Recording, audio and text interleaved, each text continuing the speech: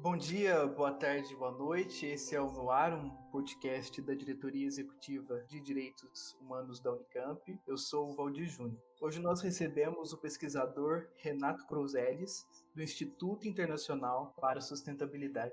Bom dia, boa tarde, boa noite para os nossos ouvintes. Valdir, obrigado pelo convite e parabéns a vocês e à Unicamp pela iniciativa.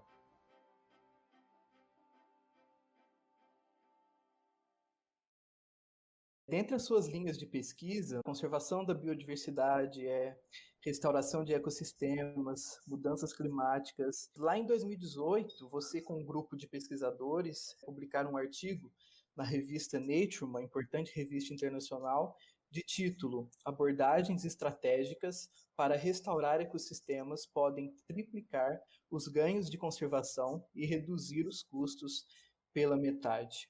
Então, para a gente começar aqui com o pé direito e para todo mundo entender, Renato, o que são ecossistemas e o que é restauração de ecossistemas? Ecossistema, de uma forma bem simples, é quase como se fosse a nossa casa, tá? Então, vai ser um determinado espaço que você vai ter um conjunto de espécies que vão interagir entre elas e vão ter ali nesse espaço condições biofísicas específicas, né? Então isso é determinado no ecossistema. Então o que vai acontecer, né? Ao longo do tempo, e um grande exemplo aqui é a Mata Atlântica, nós tivemos um longo histórico de desmatamento que começou em 1500. Ou seja, esse ecossistema que a gente conhecia originalmente, ele foi sendo degradado, né, desmatado e fragmentado. Isso faz com que haja uma perda de biodiversidade dos serviços ecossistêmicos, como qualidade da água, a qualidade do solo e etc.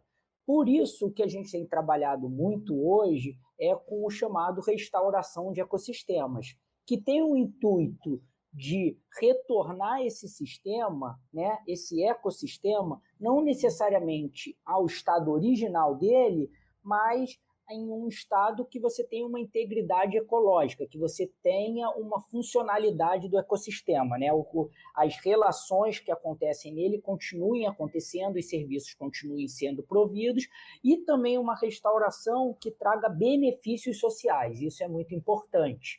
Então, a estratégia de restauração cada vez mais ela ganha atenção por também considerar o aspecto social. Como que a pesquisa em si, essa pesquisa citada, esse artigo, ele colabora para essa restauração, assim?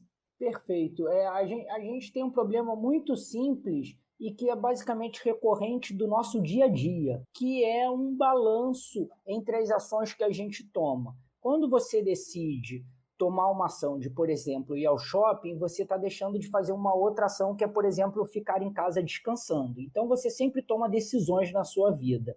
O que a gente trabalha é basicamente como dar subsídios a esse tipo de decisão. Ou seja, a restauração ela vai trazer benefícios, né? Ela vai mitigar os impactos negativos causados pelo homem no meio ambiente e vai trazer benefícios. Conservação da biodiversidade, sequestrar carbono para mitigação das mudanças climáticas, melhoria da qualidade da água, do solo, como eu falei. No entanto, né, o nosso recurso disponível em termos monetários para fazer a restauração é limitado. E as áreas a serem restauradas também são limitadas porque a gente não vai conseguir ter a Mata Atlântica original nossa. Nós precisamos também ter espaço para as pessoas, para a comida e para a gente se manter. Então, existe uma equação matemática. Você tem que maximizar os seus benefícios e minimizar os seus custos, né? Gastar menos dinheiro, precisar de menos área para fazer restauração.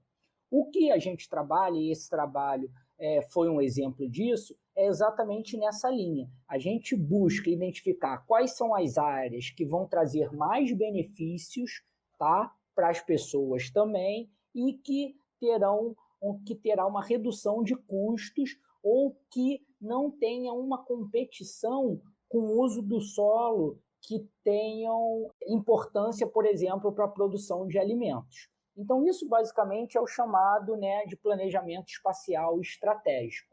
é você alocar o recurso da forma mais custo-efetiva, você ter um maior retorno no seu investimento. E é isso que qualquer investidor, por exemplo, procura.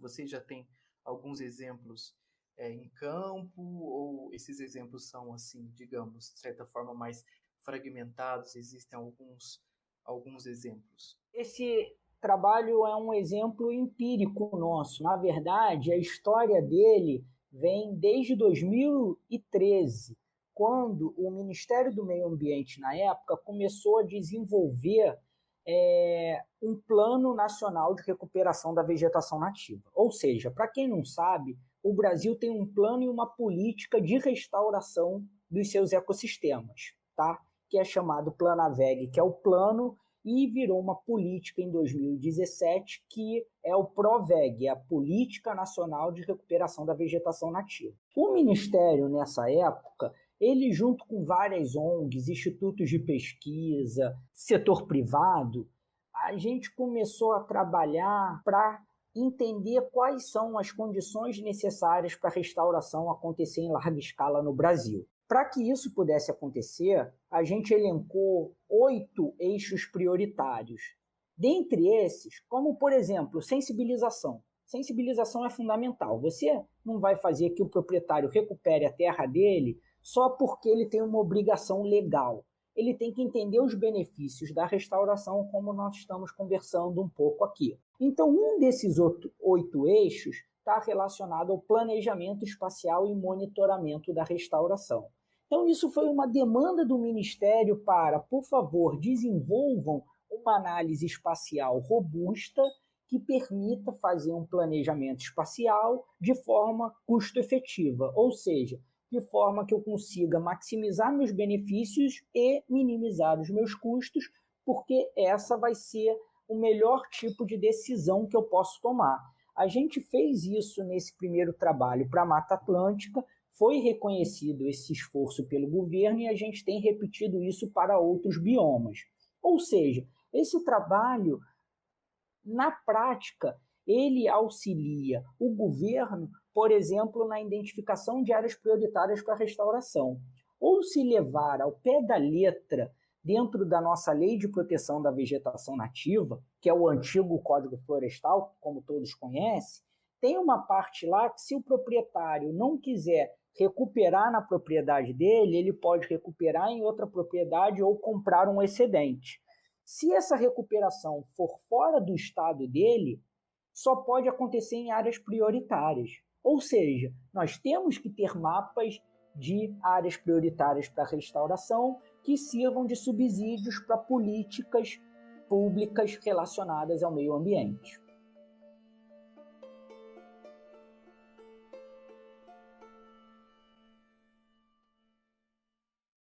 Nós percebemos aí, então, uma ligação direta entre sociedade, sociabilidade e ecossistemas, assim. Na sua visão, quais são os principais desafios nesse sentido? Falta uma sensibilidade da sociedade? A gente está caminhando nesse sentido? Isso é um ótimo ponto, né? Devem faltar algumas coisas que a gente não vai conseguir falar de todos. Mas eu vou, então, destacar um que eu considero muito importante na linha do que você estava falando, Valdir, que é relacionado à ciência como subsídio para a tomada de decisão. É quando liga ciência e política. Isso é muito importante. E a minha avaliação disso é que os pesquisadores têm que entender que as perguntas não estão todas dentro da academia.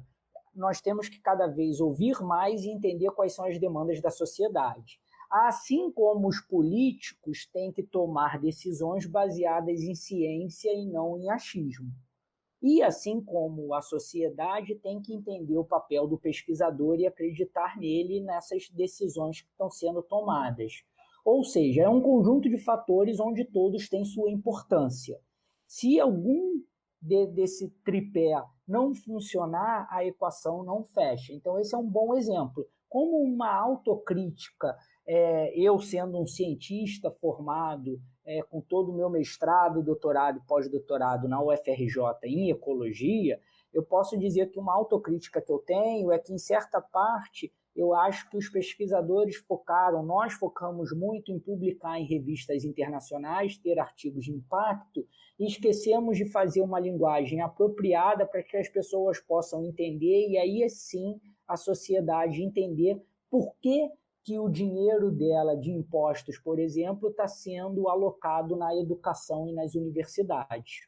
E, assim, uma coisa que a gente que trabalha com comunicação em direitos humanos, e mais especificamente com comunicação relacionada à temática ambiental, a gente percebe uma certa dificuldade das pessoas em geral em fazer a ligação entre vida humana, importância da vida humana e meio ambiente, porque são questões que não estão dissociadas, uma depende da outra, e essa é uma especificidade nossa da gente que trabalha com isso. Nesse sentido, Renato, quais são os maiores desafios, na sua percepção, para uma real aplicação dos direitos humanos nesse contexto de embate entre políticas ambientais? Quando eu digo embate, eu me refiro a conflito social mesmo. Esse é um excelente ponto. Você, mais uma vez, Valdir, você trouxe um ponto ótimo que ajuda a fortalecer por que o planejamento espacial é importante. O planejamento espacial, vou exemplificar de forma bem prática, permite que, tem estudos mostrando que no Brasil a gente consegue alcançar nossa meta de restauração, que é recuperar 12 milhões de hectares. E aí você vai me falar, mas onde que eu vou botar 12 milhões de hectares ainda faltando área para reforma agrária e tudo mais? O Brasil consegue recuperar 12 milhões de hectares, o Brasil consegue ter mais de 30 milhões de hectares para reforma agrária, o Brasil consegue alcançar suas metas de alimento para os próximos anos, se utilizar a inteligência espacial. Se utilizar o quê? Colocar as coisas nos seus devidos locais. Os locais onde tem maior adequabilidade para a produção de alimento tem que ser os locais para se fazer produção de alimento. A gente tem uma pecuária, especialmente na Mata Atlântica, extremamente extensiva e nem um pouco sustentável. A média na Mata Atlântica é de menos de uma cabeça de gado por hectare. Ou seja, eu, como carioca, seria ter uma cabeça de gado no Maracanã. Não faz o menor sentido isso. Nós temos que ter práticas de intensificação mais sustentáveis que vai permitir que aumente a produção, que libere terra, seja para restauração, seja para reforma agrária. Você ajuda já diretamente as pessoas via reforma agrária, mas ajuda também via restauração por todos esses benefícios que nós estávamos falando. A restauração é a forma mais custo-efetiva de eu trabalhar para a mitigação das mudanças climáticas, por exemplo, que é um enorme mal que nós temos, já estamos vivenciando e não podemos perder mais tempo de combater. E, além disso, prover vários serviços ecossistêmicos. O que são serviços ecossistêmicos? É melhorar, por exemplo, a produtividade de uma área de café. Quando uma área de café está próxima de uma área florestal, você tem mais polinizador, você tem mais abelha chegando, então a produção aumenta. A restauração, ela não compete com outros usos da terra. Existe sinergia nessa relação, onde você consegue aumentar a produção, melhorar a qualidade de água, e muitos proprietários vão poder ver aqueles córregos deles que antigamente tinham muita água e hoje perdeu muita água, você fala que passava um rio. A restauração pode permitir que isso volte a acontecer. Isso são benefícios locais, indo até a escala de benefícios globais através do sequestro de carbono e mitigação das mudanças climáticas.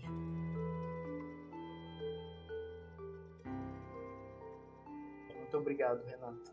Obrigado, Valdir e ouvintes. Eu espero que vocês tenham gostado de saber um pouquinho mais sobre restauração e planejamento espacial.